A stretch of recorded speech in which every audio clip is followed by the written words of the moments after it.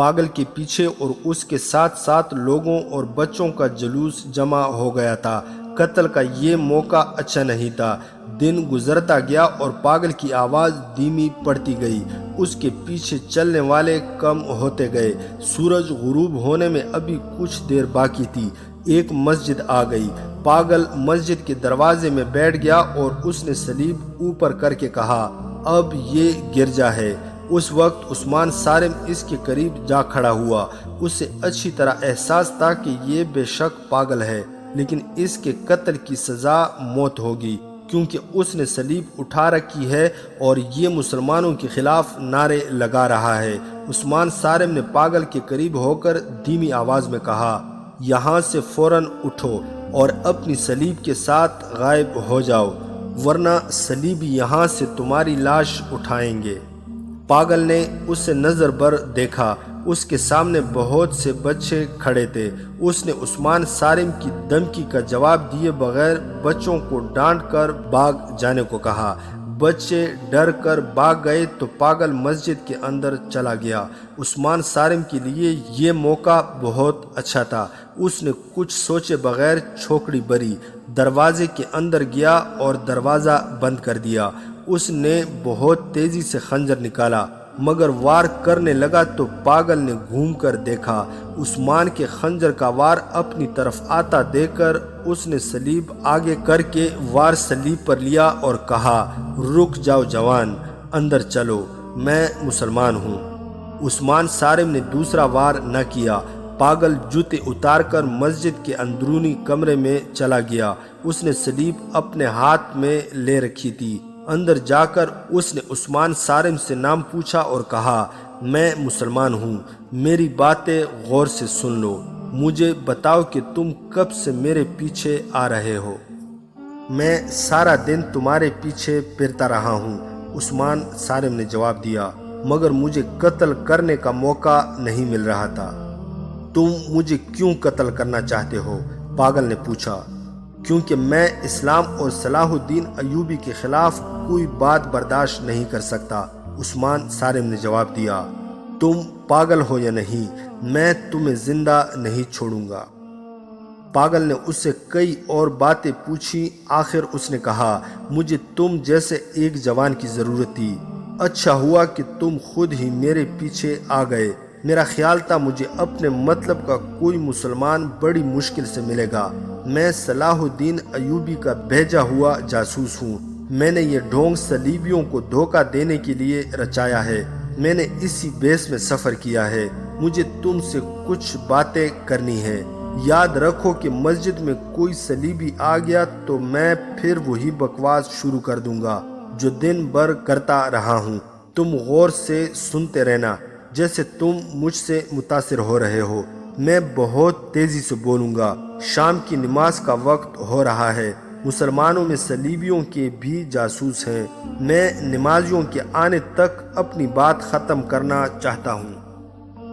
عثمان صارم نے کبھی جاسوس نہیں دیکھا تھا۔ اسے معلوم نہیں تھا کہ یہ غیر معمولی طور پر ذہین جاسوس ہے، جس نے اسے چند سوال پوچھ کر پہچان لیا کہ یہ جوان قابل اعتماد ہے۔ جاسوس نے اسے کہا، اپنے جیسے چند ایک جوان اکٹھے کرو اور کچھ مسلمان لڑکیوں کو بھی تیار کرو۔ تمہیں ہر ایک مسلمان گھرانے میں یہ پیغام پہنچانا ہے کہ صلاح الدین ایوبی زندہ ہے اور وہ اپنی فوجوں کے ساتھ یہاں صرف آدھے دن کی مسافت جتنا دور ہے۔ اس کی تمام فوج کرک پر حملہ کرنے کے لیے نہ صرف تیار ہے، بلکہ اس فوج نے صلیبی فوج کا ناک میں دم کر رکھا ہے۔ مصر میں حالات پرسکون ہیں۔ وہاں صلیبیوں نے جو تخریب کاری کی تھی وہ جڑ سے اکھاڑ دی گئی ہے۔ صلاح الدین ایوبی کب حملہ کرے گا؟ عثمان صارم نے پوچھا۔ ہم اس کی راہ دیکھ رہے ہیں۔ ہم تمہیں یقین دلاتے ہیں کہ تم باہر سے حملہ کرو گے تو ہم صلیبیوں پر اندر سے حملہ کر دیں گے۔ خدا کے لیے جلدی آؤ۔ تحمل سے کام لو جوان، جاسوس نے کہا۔ پہلے صلاح الدین ایوبی کا پیغام سن لو اور یہ ہر ایک نوجوان کے ذہن پر نقش کر دو۔ ایوبی نے کہا ہے کہ کرک کے مسلمان نوجوانوں سے کہنا کہ تم ملک اور مذہب کے پاسبان ہو۔ میں نے پہلی جنگ لڑکپن میں لڑی تھی اور محاصرے میں لڑی تھی۔ فوج کی کمان میرے چچا کے پاس تھی۔ اس نے مجھے کہا تھا، محاصرے میں گھبرا نہ جانا۔ اگر تم اس عمر میں گھبرا گئے تو تمہاری ساری عمر گھبراہٹ اور خوف میں گزرے گی۔ اگر اسلام کے علم بردار بننا چاہتے ہو تو یہ علم آج ہی اٹھا لو اور دشمن کی دیواریں توڑ کر نکل جاؤ، پھر گھوم کر آؤ اور دشمن پر جھپٹ پڑو۔ میں گھبرایا نہیں۔ 3 مہینوں کے محاصرے نے ہمیں فاقہ کشی بھی کرائی، لیکن ہم محاصرہ توڑ کر نکل آئے، اور ہم نے جس خوراک سے پیٹ بھرے وہ دشمن کی رسد سے چھینی ہوئی خوراک تھی۔ ہمارے جو گھوڑے محاصرے میں بھوک سے مر گئے تھے، ہم نے ان کی کمی دشمن کے گھوڑوں سے پوری کی۔ صلاح الدین ایوبی نے کہا ہے کہ میری قوم کے بیٹوں سے کہنا کہ تم پر دشمن نے پیار کے ہتھیار سے حملہ کیا ہے۔ ہمیشہ یاد رکھنا کہ کوئی غیر مسلم کسی مسلمان کا دوست نہیں ہو سکتا۔ صلیبی میدان جنگ میں ٹھہر نہیں سکے، ان کے منصوبے خاک میں مل گئے ہیں، اس لیے وہ اب مسلمانوں کی ابھرتی ہوئی نسل کے ذہن سے قومیت اور مذہب نکالنے کے لیے جتن کر رہے ہیں۔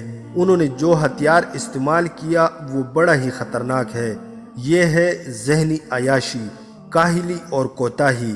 تم میں یہ تینوں خرابیاں پیدا کرنے کے لیے عیسائی اور یہودی ایک ہو گئے ہیں۔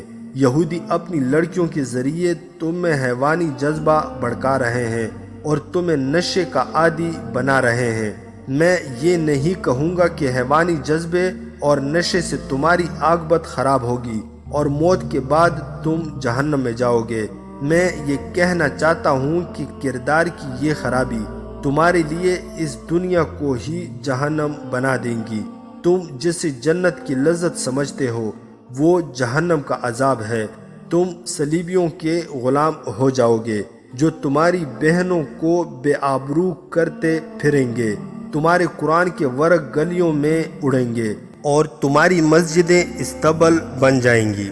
صلاح الدین ایوبی نے کہا ہے کہ باوقار قوم کی طرح زندہ رہنا چاہتے ہو تو اپنی روایات کو نہ بھولو۔ صلیبی ایک طرف تم پر تشدد کر رہے ہیں اور دوسری طرف تمہیں دولت اور گھوڑا گاڑیوں کا لالچ دے رہے ہیں۔ مسلمان ان عیاشیوں کا قائل نہیں ہوتا۔ تمہاری دولت تمہارا کردار اور ایمان ہے۔ یہ صلیبیوں کی شکست کا ثبوت ہے کہ وہ تمہاری تلوار سے خوفزدہ ہو کر اتنے اوچھے ہتھیاروں پر اتر آئے ہیں کہ اپنی بیٹیوں کو بے حیا بنا کر تمہیں اپنا غلام بنانے کے لیے جتن کر رہے ہیں۔ میری قوم کے بیٹوں، اپنے کردار کو محفوظ رکھو، اپنے آپ کو قابو میں رکھو۔ ظالم حکمران دراصل کمزور حکمران ہوتا ہے۔ وہ اپنے مخالفین میں سے کسی کو ظلم و تشدد سے زیر کرنے کی کوشش کرتا ہے اور کسی کو دولت کا لالچ دے کر۔ تم ظلم و تشدد سے بھی نہ ڈرو اور کسی لالچ میں بھی نہ آؤ۔ تم قوم کا مستقبل ہو، ہم قوم کا ماضی ہیں۔ دشمن تمہارے ذہنوں سے تمہارا درخشندہ ماضی نکال کر اس میں اپنے نظریات اور مفادات کی سیاہی بھرنے کی کوشش کر رہا ہے تاکہ اسلام کا مستقبل تاریک ہو جائے۔ اپنی اہمیت پہچانو۔ دشمن تمہیں صرف اس لیے اپنے تابع کرنے کی کوشش کر رہا ہے کہ وہ تم سے خائف ہے۔ اپنی نظر آج پر نہیں کل پر رکھو، کیونکہ تمہارے دشمن کی نظر تمہارے مذہب کے کل پر ہے۔ تم نے دیکھ لیا ہے کہ کفار تمہارا کیا حال کر رہے ہیں۔ اگر تم ذہنی عیاشی میں پڑ گئے تو تمام تر ملت اسلامیہ کا یہی حشر ہوگا۔ جاسوس نے سلطان ایوبی کا پیغام بہت تیزی سے عثمان صارم کو سنا دیا اور اسے عمل کے طریقے بتانے لگا۔ اس نے کہا، سالار اعظم نے خاص طور پر کہا ہے کہ اپنے اوپر جوش اور جذبات کا غلبہ طاری نہ کرنا، عقل پر جذبات کو غالب نہ آنے دینا، اشتعال سے بچنا، اپنے آپ پر قابو رکھنا، احتیاط لازم ہے۔ جاسوس نے اسے بتایا کہ وہ اور اس کے 2 ساتھی کسی نہ کسی روپ میں اس سے خود ہی ملتے رہیں گے اور یہ رابطہ قائم رہے گا۔ فوری طور پر ضرورت یہ ہے کہ مسلمان اپنے گھروں میں چوری چھپے کمانے، تیر اور برچھیاں بنائیں اور گھروں میں چھپا کر رکھیں۔ عورتوں کو گھروں کے اندر ہی خنجر اور برچھی مارنے اور وار سے بچنے کے طریقے سکھائیں۔ یہودی لڑکیوں کی باتوں پر دھیان نہ دیں، ان کے ساتھ ایسی کوئی بات نہ کرے جس سے انہیں کوئی شک پیدا ہو۔ اپنے طور پر کوئی جنگی کارروائی نہ کریں، پہلے منظم ہو جائیں پھر قیادت بنائیں۔ ہر ایک فرد کا ذرا سا بھی عمل قائد کی نظر میں ہونا چاہیے اور کسی فرد کا کوئی اقدام قائد کی اجازت کے بغیر نہ ہو۔ سورج غروب ہونے لگا تھا، مسجد کا پیش امام آ گیا۔ اسے دیکھتے ہی جاسوس نے سلیب اٹھائی اور دوڑتا ہوا باہر نکل گیا۔ باہر سے پھر وہی اعلان سنائی دینے لگا، مسلمانوں سلیب کے سائے میں آ جاؤ، تمہارا اسلام مر گیا ہے۔ امام نے عثمان صارم کو قہر بری نظروں سے دیکھتے ہوئے پوچھا، یہ یہاں کیا کر رہا تھا اور تم نے اسے اندر کیوں بٹھا رکھا تھا؟ اس سے ہلاک کیوں نہ کر دیا؟ کیا تمہاری رگوں میں مسلمان باپ کا خون جم گیا ہے؟ میں اتنا بوڑھا نہ ہوتا تو یہاں سے اس سے زندہ باہر نہ جانے دیتا۔ میں اس کے پیچھے اس لیے آیا تھا کہ یہ یہاں سے زندہ نہ نکل سکے، عثمان صارم نے کہا، اور امام کو اپنا خنجر دکھا کر کہنے لگا، خدا کا شکر ہے کہ اس نے میرا خنجر سلیب پر روک لیا تھا۔ یہ آدمی پاگل نہیں، عیسائی اور یہودی بھی نہیں، یہ مسلمان ہے، صلاح الدین ایوبی کا پیغام لایا ہے۔ اس نے بوڑھے امام کو سلطان ایوبی کا پیغام سنایا اور کہا، میں اس پیغام پر عمل کروں گا، آج شام سے ہی بسم اللہ کر رہا ہوں، لیکن ہمیں ایک امیر کی ضرورت ہے، کیا آپ ہماری قیادت کریں گے؟ یہ سوچ لے کہ صلیبی حکومت کو خبر مل گئی تو سب سے پہلے امیر کی گردن اڑائی جائے گی۔ کیا مسجد میں کھڑے ہو کر میں یہ کہنے کی جرأت کر سکتا ہوں کہ میں قوم سے الگ رہوں گا؟ امام نے جواب دیا، لیکن یہ فیصلہ قوم کرے گی کہ میں امیر اور قائد بننے کے قابل ہوں یا نہیں۔ میں خدا کے گھر میں کھڑا یہ عہد کرتا ہوں کہ میری دانش، میرا مال، میری اولاد اور میری جان اسلام کے تحفظ اور فروغ کے لیے اور صلیب کو روبہ زوال کرنے کے لیے وقف ہو گئی ہے۔ میرے عزیز بیٹے، صلاح الدین ایوبی کے پیغام کا ایک ایک لفظ ذہن میں بٹھا لو۔ اس نے ٹھیک کہا ہے کہ نوجوان قوم اور مذہب کا مستقبل ہوتے ہیں، وہ اس سے روشن بھی کر سکتے ہیں اور وہ آوارہ ہو کر اس سے تاریک بھی کر سکتے ہیں۔ جب کوئی نوجوان صلیبیوں اور یہودیوں کی بے حیائی کا دلدادہ ہو کر لڑکیوں کو بری نظر سے دیکھتا ہے تو وہ محسوس نہیں کرتا کہ اس کی اپنی بہن بھی اس جیسے نوجوان کی بری نظر کا شکار ہو رہی ہے۔ یہ وہ مقام ہے جہاں قومیں تباہ ہوتی ہیں۔ میرے نوجوان بیٹے، خدا کے اس گھر میں عہد کرو کہ تم صلاح الدین ایوبی کے پیغام پر عمل کرو گے۔ عثمان صارم نے گھر جا کر اپنی بہن النور کو الگ بٹھا کر سلطان ایوبی کا پیغام سنایا اور کہا، النور، ہمارا مذہب اور ہمارا قومی وقار تم سے بہت بڑی قربانی مانگ رہا ہے۔ آج سے اپنے آپ کو پردہ نشین لڑکی سمجھنا چھوڑ دو۔ مسلمان لڑکیوں تک یہ پیغام پہنچا کر انہیں اس جہاد کے لیے تیار کر لو۔ میں تمہیں خنجر، تیر کمان اور برچی کا استعمال سکھا دوں گا۔ احتیاط یہ کرنی ہے کہ کسی کو بھی شک نہ ہو کہ ہم لوگ کیا کر رہے ہیں۔ میں ہر طرح کی قربانی کے لیے تیار ہوں، النور نے کہا۔ میں اور میری تمام سہیلیاں تو پہلے ہی سوچ رہی ہیں کہ ہم اپنی آزادی اور اپنی قوم کے لیے کیا کر سکتی ہیں۔ ہم تو مردوں کے منہ کی طرف دیکھ رہی ہیں۔ عثمان صارم نے اسے بتایا کہ صلاح الدین ایوبی اور اس کی فوج کے متعلق جتنی خبریں یہاں مشہور کی جاتی ہیں وہ سب جھوٹی ہوتی ہیں۔ تمام مسلمان گھرانوں میں جا کر عورتوں کو صحیح خبریں سناؤ۔ عثمان صارم نے اسے صحیح خبریں سنائیں اور یہ بھی بتایا کہ مسلمانوں میں غدار اور صلیبیوں میں مخبر بھی ہیں۔ اس نے بہن کو ایسے 3-4 گھرانے بتائے اور کہا کہ ان عورتوں کو ہاتھ میں لو اور انہیں بتاؤ کہ ان کے آدمی غدار ہیں۔ انہیں یہ بھی کہو کہ عیسائی اور یہودی لڑکیوں کے پیار سے بچو، ان کا پیار محض دھوکہ ہے۔ کیا میں رینی کو یہاں آنے سے روک دوں؟ النور نے پوچھا۔ وہ تو تمہارے ساتھ بھی بے تکلف ہو گئی ہے، اس سے میں کہوں گا کہ ہمارے گھر نہ آیا کرے، عثمان صارم نے کہا۔ وہ بہت تیز اور ہوشیار لڑکی ہے۔ رینی ایک نوجوان عیسائی لڑکی تھی۔ عثمان صارم کے گھر سے تھوڑی ہی دور اس کا گھر تھا۔ اس کا باپ شہری انتظامیہ کے کسی اونچے عہدے پر فائز تھا۔ لڑکی کا پورا نام رینی الیگزینڈر تھا۔ وہ النور کی سہیلی بنی ہوئی تھی۔ عثمان صارم کے ساتھ بھی اس نے گہرے مراسم پیدا کر لیے تھے۔ اسے دیکھ کر وہ بہت خوش ہوتی تھی۔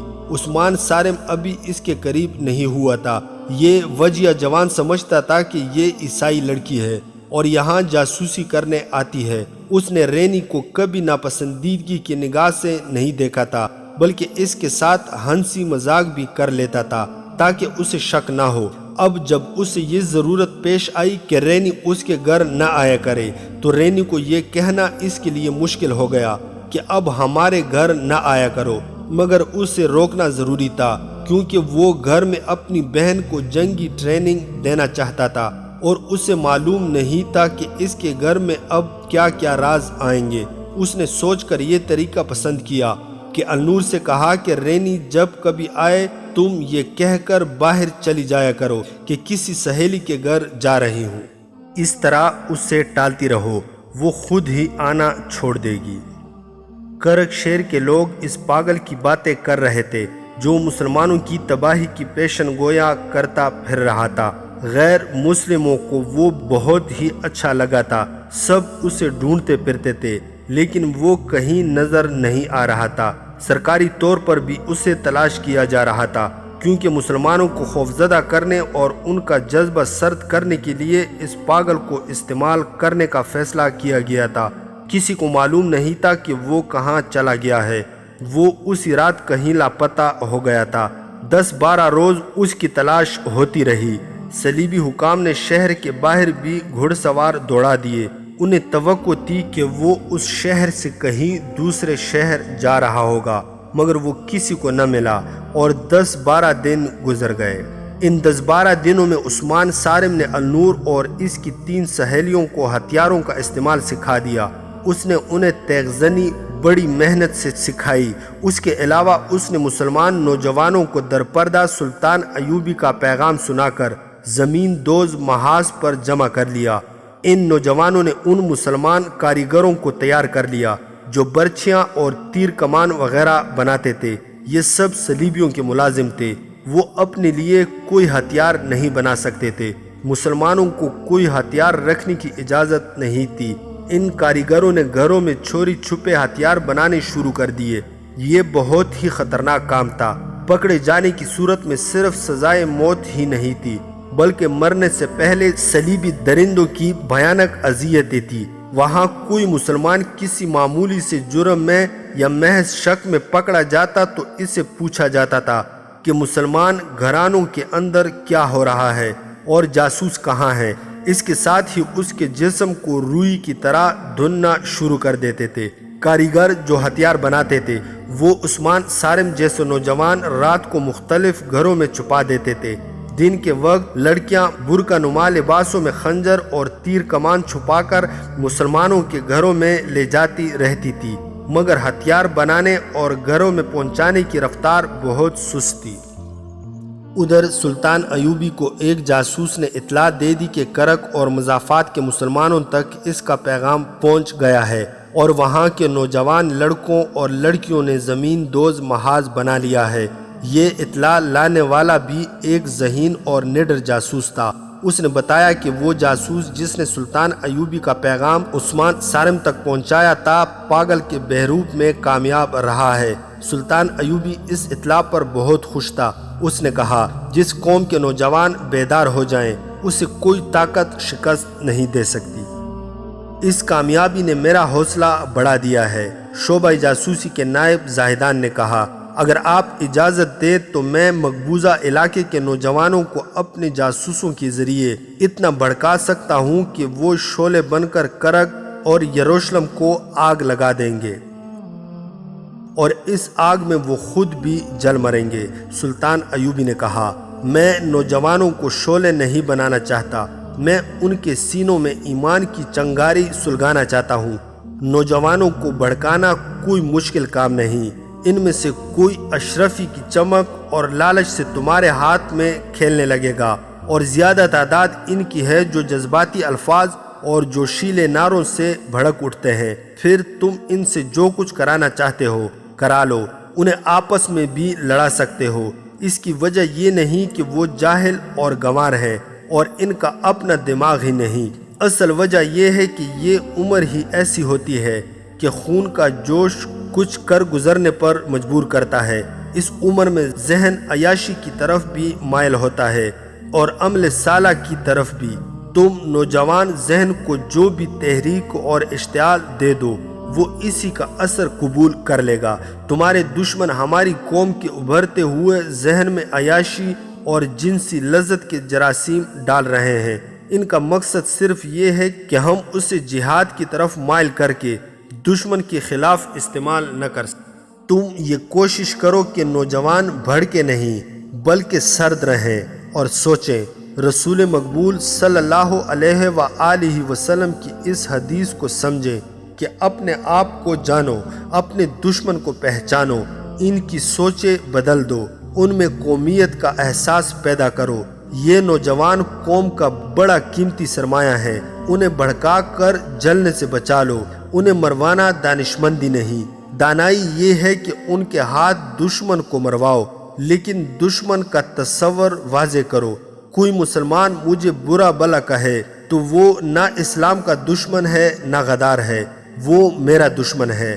میں اسے اس قانون کا سہارا لے کر سزا نہیں دوں گا جو اسلام اور سلطنت اسلامیہ کے تحفظ کے لیے بنایا گیا ہے۔ ملت کا قانون ملت کے امیر کے ذاتی استعمال کے لیے نہیں ہوتا۔ غداری کی سزا اسے دی جاتی ہے جو ملک اور قوم کی جڑیں کاٹنے اور دین کے دشمنوں کے ہاتھ مضبوط کرے، خواہ حکمران خود ہی اس کا مجرم ہو، وہ غدار ہے اور سزا کا مستحق ہے۔ اس صورت میں جب وہاں نوجوان تیار ہو گئے ہیں ہم انہیں کس طرح استعمال کریں؟ زاہدان نے پوچھا۔ انہیں جوش میں نہ آنے دو، سلطان ایوبی نے جواب دیا۔ ان کی سوچیں بیدار کرو، وہاں کے حالات کے مطابق وہ خود فیصلہ کرے کہ انہیں کیا کرنا چاہیے۔ وہ جذبات کے غلبے کے تحت نہ سوچیں، وہاں اور زیادہ ذہین جاسوس بھیجو۔ اور یہ یاد رکھو زاہدان کہ دشمن ہمیں نہیں ہمارے نوجوان بچوں کا کردار بگاڑنے کی کوشش کر رہا ہے، یا ہمارے ان حاکموں کا جن کے ذہن بچوں کی طرح خام ہیں۔ کسی بھی قوم کو جنگ کے بغیر شکست دینا چاہو تو اس کے نوجوانوں کو ذہنی عیاشی میں ڈال دو۔ یہ قوم اس حد تک تمہاری غلام ہو جائے گی کہ اپنی مستورات تمہارے حوالے کر کے اس پر فخر کرے گی۔ صلیبی اور یہودی ہماری قوم کو اس سطح پر لانے کی کوشش کر رہے ہیں۔ سلطان ایوبی کو جیسے اچانک کچھ یاد آ گیا ہو، اس نے زاہدان سے پوچھا، میں نے کسی سے کہا تھا کہ کرک کے ان مسلمانوں تک جو ہتھیار بنا رہے ہیں آتش گیر مادہ پہنچا دو، یا انہیں بتا دو کہ یہ کس طرح بنتا اور استعمال ہوتا ہے۔ وہ انہیں بتا دیا گیا ہے، زاہدان نے جواب دیا۔ اطلاع ملی ہے کہ مسلمانوں نے یہ مادہ تیار کرنا شروع کر دیا ہے۔ کرک میں ایسے حالات فوراً ہی پیدا ہو گئے جن میں وہاں کے نوجوانوں کو خود ہی سوچنا اور عمل کرنا پڑا۔ مقبوضہ علاقوں میں صلیبیوں نے قافلے لوٹنے کا بھی سلسلہ شروع کر رکھا تھا۔ قافلے اتنے عام نہیں تھے، تاجر اور دیگر سفر کرنے والے اکٹھے ہوتے تھے، ان کی تعداد 150-200 ہو جاتی تو قافلے کی صورت میں چلتے تھے۔ یہ ایک حفاظتی اقدام ہوتا تھا۔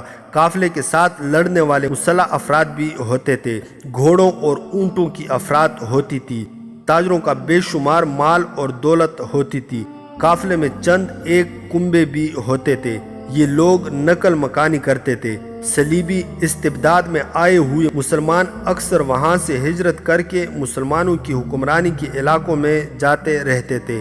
اتنے بڑے قافلے کو چند ایک ڈاکو نہیں لوٹ سکتے تھے، قافلے والے مقابلہ کرتے تھے۔ صلیبیوں نے یہ کام اپنی فوج کے سپرد کر دیا تھا۔ انہیں اگر کسی قافلے کی اطلاع مل جاتی تو اپنی فوج کے 1-2 دستوں کو صحرائی لوگوں کے بھیس میں بیچ کر اسے لوٹ لیتے تھے۔ قافلوں میں صرف مسلمان ہوتے تھے۔ یہ جرم ان صلیبی بادشاہوں نے بھی کیا اور لوٹے ہوئے مال سے حصہ وصول کیا، جنہیں آج تک تاریخ میں صلیبی جنگوں کا ہیرو بنا کر پیش کیا جا رہا ہے۔ اس جرم میں مسلمان امراء بھی شامل تھے۔ وہ چھوٹی چھوٹی اسلامی ریاستوں کے حکمران تھے، ان کے پاس فوج بھی تھی۔ لوٹے ہوئے قافلوں کے دو چار آدمی فریاد لے کر ان حکمرانوں کے دربار میں جاتے تھے تو ان کی سنوائی نہیں ہوتی تھی، کیونکہ ان حکمرانوں کو بھی صلیبی لڑکیوں، شراب اور تھوڑے سے سونے کی صورت میں حصہ دیا کرتے تھے۔ اگر یہ حکمران چاہتے تو صلیبی ڈاکوؤں کا کلا کما کر سکتے تھے، مگر انہوں نے صلیبی ڈاکوؤں کو ایسی کلی چھٹی دے رکھی تھی کہ یہ ڈاکو ان کی ریاستوں کے اندر بھی آ کر لوٹ مار کر جاتے تھے۔ صلیبیوں نے انہیں اندھا کر کے یہ فائدہ بھی اٹھایا کہ ان کی ریاستوں کے سرحدی علاقے ہڑپ کرتے گئے۔ انہوں نے بعض چھوٹی چھوٹی ریاستوں کو مسلسل ڈاکوؤں سے پریشان کر کے جزیہ بھی وصول کرنا شروع کر دیا تھا۔ اس طرح سلطنت اسلامیہ سکڑتی جا رہی تھی۔ نور الدین زنگی اور صلاح الدین ایوبی ان مسلمان ریاستوں پر بھی قبضہ کرنا چاہتے تھے۔ ان حکمرانوں کو وہ صلیبیوں سے زیادہ خطرناک سمجھتے تھے۔ ایک بار نور الدین زنگی نے صلاح الدین ایوبی کو ایک پیغام بھیجا تھا، جس میں کئی اور باتوں کے علاوہ ان چھوٹے چھوٹے مسلمان حکمرانوں کے متعلق لکھا تھا۔ ان مسلمان حکمرانوں نے اپنی عیش و عشرت کے لیے اپنی ریاستیں صلیبیوں کے پاس گروی رکھ دی ہیں۔ وہ کفار سے تحفے اور زر و جواہرات اور اغوا کی ہوئی مسلمان لڑکیاں لیتے اور اسلام کا نام ڈبوتے جا رہے ہیں۔ یہ مسلمان کفار سے زیادہ ناپاک اور خطرناک ہیں۔ وہ بادشاہی کے نشے میں بدمست ہیں اور صلیبی ان کی جڑوں میں داخل ہو گئے ہیں۔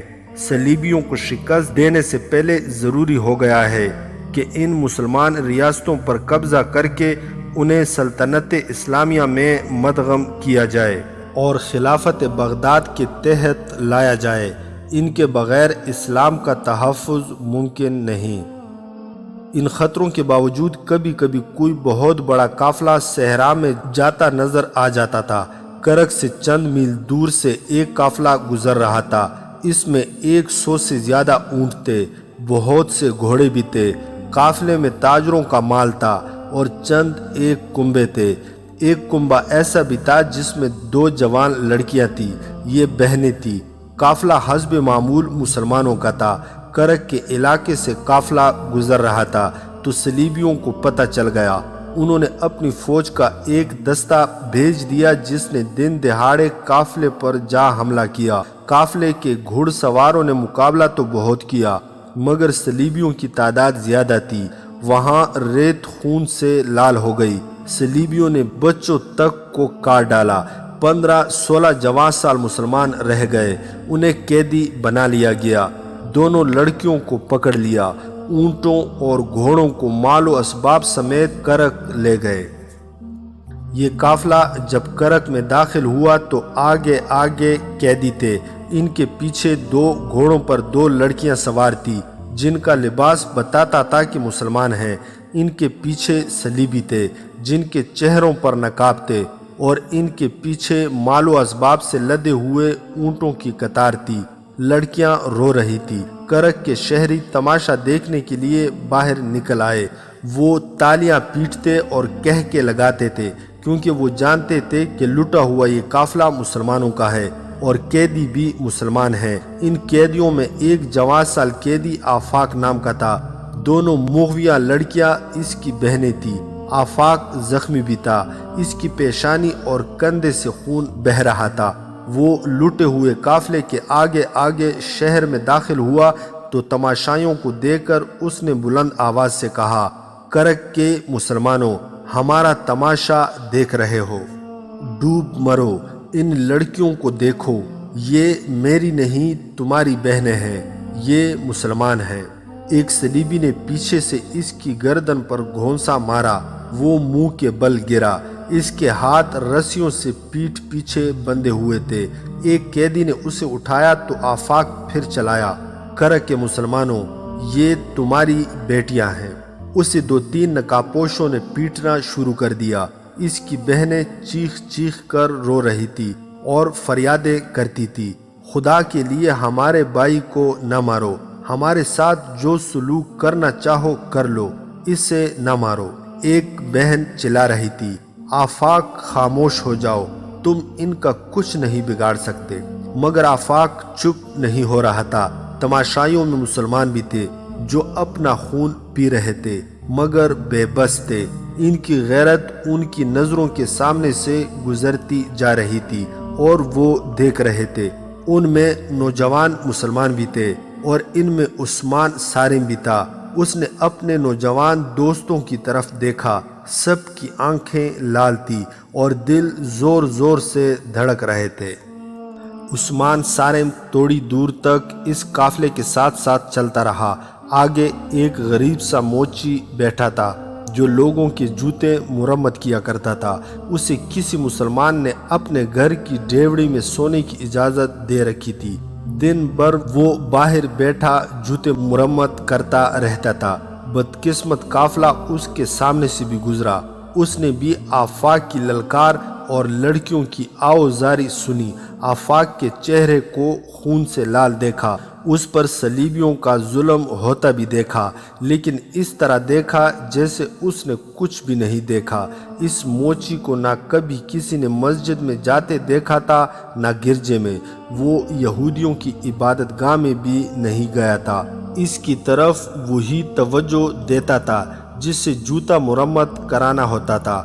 اسے کبھی کسی نے بولتے بھی نہیں سنا تھا۔ وہ خلق کا راندہ ہوا انسان تھا جسے صلیبیوں کے ساتھ بھی کوئی دلچسپی نہیں تھی اور اسلامیوں کے ساتھ بھی کوئی واسطہ نہیں تھا۔ عثمان صارم چلتے چلتے اس موچی کے قریب سے گزرنے لگا تو رک گیا۔ قیدی آگے نکل گئے تھے، اونٹ جا رہے تھے۔ جب آخری اونٹ گزر گیا تو عثمان صارم نے دونوں جوتے اتار کر موچی کے آگے رکھ دیے اور اس کے سامنے بیٹھ گیا۔ موچی کسی کا جوتا مرمت کر رہا تھا۔ اس نے عثمان صارم کو سر اٹھا کر دیکھا بھی نہیں۔ عثمان نے ادھر ادھر دیکھ کر سرگوشی میں کہا، ان دونوں لڑکیوں کو آج رات آزاد کرانا ہے۔ جانتے ہو یہ لڑکیاں کہاں کو گئی، رات کو کہاں ہوں گی؟ موچی نے سر اٹھائے بغیر اتنی دھیمی آواز میں پوچھا کہ عثمان صارم کے سوا کوئی اور نہیں سن سکتا تھا۔ جانتا ہوں، عثمان صارم نے جواب دیا، صلیبی بادشاہوں کے پاس ہوں گی، لیکن ہم میں سے کسی نے بھی وہ جگہ اندر سے نہیں دیکھی۔ میں نے دیکھی ہے، موچی نے اپنے کام میں مگن رہ کر کہا، وہاں سے لڑکیوں کو نکالنا ممکن نہیں۔ تم کس مرض کی دوا ہو؟ عثمان صارم نے ایسے لہجے میں کہا جس میں جذبات کا لرزہ اور غصہ تھا۔ کہنے لگا، ہماری رہنمائی کرو۔ اگر ہم لڑکیوں تک پہنچ گئے اور پکڑے گئے تو لڑکیوں کی گردنیں کاٹ دیں گے، انہیں صلیبیوں کے پاس زندہ نہیں رہنے دیں گے۔ کتنے جوانوں کی قربانی دے سکتے ہو؟ موچی نے کہا، جتنے جوان مانگو گے۔ کل رات، آج رات، عثمان صارم نے دبدبے سے کہا، آج ہی رات برجیس، آج ہی رات۔ امام کے پاس پہنچو، موچی نے کہا۔ کتنے جوان؟ برجیس موچی نے سوچ کر کہا، 8۔ ہتھیار سن لو، خنجر، آتشگیر مادہ۔ عثمان صارم نے اپنے جوتے پہنے اور چلا گیا۔ سورج ابھی غروب نہیں ہوا تھا۔ عثمان صارم نے راستے میں اپنے ساتھ ہمجولیوں کو گھروں سے بلا کر انہیں امام کے گھر پہنچنے کو کہا اور خود امام کے گھر چلا گیا۔ یہ اسی مسجد کا امام تھا جس میں عثمان صارم کی ملاقات پاگل سے ہوئی تھی۔ عثمان نے ہی امام کو اپنی زمیندوز جماعت کی امامت پیش کی تھی، جسے جماعت کے ہر فرد نے قبول کر لیا تھا۔ یہ لوگ کسی نہ کسی گھر میں مل بیٹھتے اور لائحہ عمل تیار کرتے تھے۔ اب ان دو مغویاں لڑکیوں کا مسئلہ سامنے آ گیا تو عثمان صارم نے ان کی رہائی کا ارادہ کر دیا، جو دراصل خودکشی کا ارادہ تھا۔ وہ موچی کے کہنے کے مطابق امام کے گھر چلا گیا۔ امام بے چینی سے اپنی ڈیوڑی میں ٹہل رہا تھا۔ عثمان صارم کو دیکھ کر رک گیا اور پوچھا، عثمان، تم نے اس قیدی کی للکار سنی تھی؟ معلوم ہوتا ہے وہ لڑکیاں اس کی بہنیں تھیں۔ میں اسی للکار پر لبیک کہنے آیا ہوں محترم امام، عثمان صارم نے کہا۔ برجیس آ رہا ہے اور میرے ساتھ دوست بھی آ رہے ہیں۔ تم کیا کرو گے؟ امام نے پوچھا۔ تم کر ہی کیا سکو گے؟ میں جانتا ہوں کہ ہماری بے شمار لڑکیاں کافروں کے قبضے میں ہیں، مگر ان 2 لڑکیوں نے مجھے امتحان میں ڈال دیا ہے۔ اس نے منہ اوپر کر کے گہری آہ بھری اور کہا، یا خدا، مجھے صرف ایک رات کے لیے جواں کر دے، یا آج ہی رات میری جان لے لے۔ اگر میں زندہ رہا تو تمام عمر ان لڑکیوں کی آہوزاری مجھے سنائی دیتی رہے گی اور میں پاگل ہو جاؤں گا۔ ہمیں اپنی دانش کی روشنی دکھائیں، عثمان صارم نے کہا۔ مجھے امید ہے کہ ہم آپ کو ایک رات سے زیادہ بے چین نہیں رہنے دیں گے۔ عثمان صارم کے 2 ساتھی اندر آئے۔ امام نے انہیں بیٹھنے کو کہا اور تینوں سے مخاطب ہو کر کہا، آج یوں معلوم ہوتا ہے جیسے میری دانش جواب دے گئی ہے۔ مجھے اس طرح بے قابو نہیں ہونا چاہیے، لیکن کوئی غیرت کو للکارے تو جذبے بھڑک اٹھتے ہیں، جنہیں مطمئن کرنے کے لیے جواں ہونا ضروری ہوتا ہے۔ لیکن میرے بچوں، میں بہت بوڑھا ہو گیا ہوں، مجھ میں اب برداشت کی قوت نہیں رہی۔ تم جو کچھ کرنے کا ارادہ کرو سنبھل کر کرنا۔ ایک ایک کر کے 7 نوجوان جمع ہو گئے اور ان کے فوراً بعد موچی آ گیا۔ اس نے بوری اٹھا رکھی تھی جس میں پرانے جوتے اور اوزار تھے۔ اس نے بوری پھینکی اور کمر سیدھی کی۔ وہ ہنس پڑا۔ وہ جب سیدھا کھڑا ہوا تو کوئی کہہ نہیں سکتا تھا کہ یہ وہ موچی ہے جو دنیا کی گہما گہمی سے رشتہ توڑے ہوئے راستے میں بیٹھا جوتے مرمت کرتا رہتا ہے۔ اس وقت جب وہ امام کے گھر میں تھا اور دروازہ بند ہو چکا تھا، وہ موچی نہیں برجیس تھا، علی بن سفیان کے محکمہ جاسوسی کے ایک خفیہ شعبے کا تجربہ کار اور نہایت عقل مند جاسوس۔ اس نے امام سے کہا، یہ لڑکے آج ہی رات ان 2 لڑکیوں کو صلیبیوں کی قید سے آزاد کرانے پر تلے ہوئے ہیں۔ اس کام میں صرف پکڑے جانے کا یا ناکامی کا ہی خطرہ نہیں، بلکہ یقینی موت کا خطرہ ہے۔ ہم یہ خطرہ قبول کرتے ہیں محترم برجیس، ایک نوجوان نے کہا۔ آپ اس فن کے استاد ہیں، ہماری رہنمائی کریں۔ اگر عقل کی بات سنیں تو میں ایک مشورہ دینا چاہتا ہوں، برجیس نے کہا۔ صلیبیوں کے پاس بہت سی مسلمان لڑکیاں ہیں، ان میں سے بعض کو انہوں نے بچپن میں قافلوں اور گھروں سے اغوا کیا تھا اور انہیں اپنی تعلیم و تربیت دے کر ہمارے خلاف جاسوسی اور تمہاری کردار کشی کے لیے استعمال کر رہے ہیں۔ تم لوگ ایک ایک لڑکی کو تو آزاد نہیں کرا سکتے۔ اگر تم سب میرے فن سے فائدہ اٹھانا چاہتے ہو تو میں کہوں گا کہ 2 لڑکیوں کی خاطر تم جیسے 8 جوان قربان کر دینا عقل مندی نہیں، بردباری اور تحمل ضروری ہے۔ میں تحمل کو کس طرح قبول کر سکتا ہوں؟ عثمان صارم نے بھڑک کر کہا۔ میری طرح، برجیس نے کہا۔ کیا میں پیشے کا موچی ہوں؟ میں جب مصر میں ہوتا ہوں تو میری سواری کے لیے عربی گھوڑا تیار رہتا ہے اور میرے گھر میں 2 ملازم ہیں، مگر یہاں 3 مہینوں سے راستے میں بیٹھا لوگوں کے غلیظ جوتے مرمت کرتا رہتا ہوں۔ میں تمہیں 2 لڑکیوں کی آزادی کے لیے پورے کرگ اور اس سے آگے کے بہت وسیع علاقے کو آزاد کرانے کے لیے زندہ رکھنا چاہتا ہوں۔ برداشت کرو، انتظار کرو۔ عثمان صارم اور اس کے 7 دوست برداشت کی حدوں سے نکل چکے تھے۔ ان کی باتوں سے پتہ چلتا تھا کہ ان میں انتظار کی بھی ہمت نہیں رہی۔ وہ کسی کی رہنمائی کے بغیر ہی اس جگہ پر حملہ کرنے کو تیار تھے جہاں توقع تھی کہ لڑکیاں ہوں گی۔ انہوں نے امام کی بھی باتیں سننے سے انکار کر دیا۔ آخر برجیس نے انہیں بتایا کہ اس کے 2 جاسوس اس جگہ معمولی ملازم ہیں جہاں صلیبی حکمران رات کو اکٹھے ہوتے اور شراب پیتے ہیں۔ داستان ایمان فروشوں کی اگلی قسط آپ لوگ ہماری نیکسٹ ویڈیو میں ملاحظہ کر سکتے ہیں۔ مزید حقیقی اور تاریخی واقعات کے لیے اس چینل کو سبسکرائب کرنا نہ بھولیے گا۔